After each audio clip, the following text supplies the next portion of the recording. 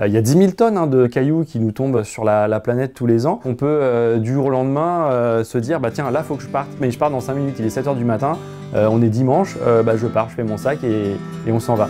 Il y a l'excitation qui arrive et en fait on ne sait pas quand ça va s'arrêter.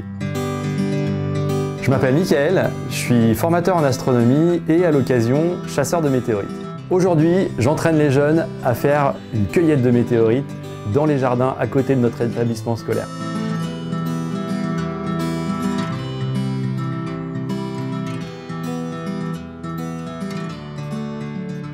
On se rend compte que montrer le ciel aux jeunes, aux collégiens, c'est un vrai levier pour s'intéresser aux sciences.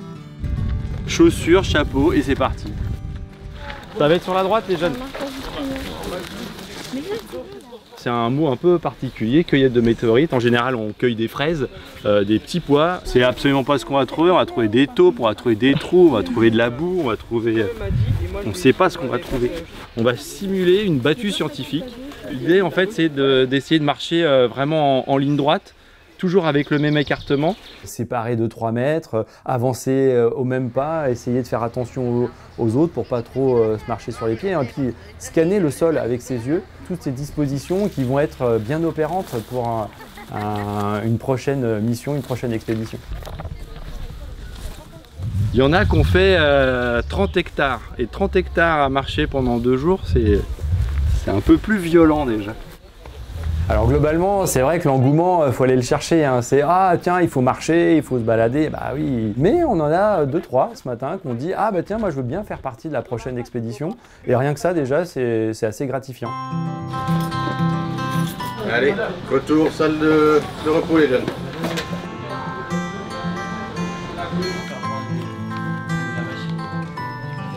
Allez, venez. Donc ça arrive du Muséum d'Histoire Naturelle.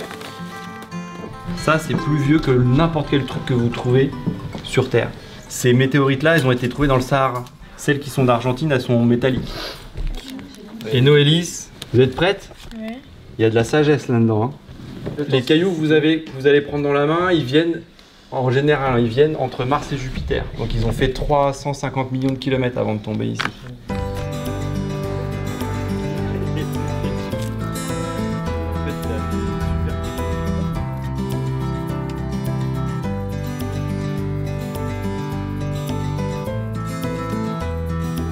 Lorsque le muséum a passé un petit coup de fil à 7 h du matin, un samedi en disant « Michael, qu'est-ce que tu fais ?» En général, quand le muséum appelle « Qu'est-ce que tu fais ?» ça veut dire qu'il faut partir. Alors la réponse, c'est pas « Qu'est-ce que je fais ?» La réponse, c'est « On va où ?» Bon là, c'était à 3 h 30 de route. Tac, on réserve l'hôtel et on ne sait pas pour combien de temps on va y être, 1 jour, 2 jours, 3 jours. On part ensemble et il y a l'émulation et l'excitation de participer à un programme de recherche. Le gros avantage là, c'est que ma fille, Loïs, au bout d'1 heure, elle s'est dit « Tiens, ça serait pas ça par hasard ». Effectivement, elle a trouvé un morceau d'astéroïde. C'est vrai que quand on regarde le ciel depuis qu'on est toute petite, après, quand on nous parle de météorites, ça suit un peu le mouvement, quoi. Il y a une très grande différence entre un passionné qui cherche ça depuis 30, 40, 50 ans. Surtout qu'ils étaient trop contents parce que c'est une jeune qui l'a trouvé et comme c'est une science participative, le fait que ce soit justement pas une scientifique qui trouve, c'est encore mieux pour eux, quoi. Il y avait une excitation incroyable. Ouais, comme si on arrivait sur la Lune, quoi. Ouais. La trouvez-moi, c'est le petit garçon qui aurait sauté de joie. Là, le papa, c'est x1000.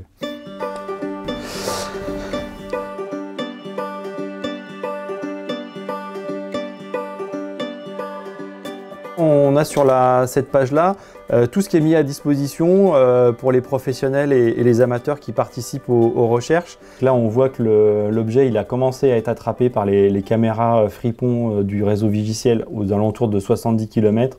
Quelques heures après, les astronomes ont fini leurs calculs. La zone de recherche elle est là et il y a une première équipe qui part. C'est vraiment ce qui nous permet d'être opérants sur le terrain pour les cueillettes de météorites.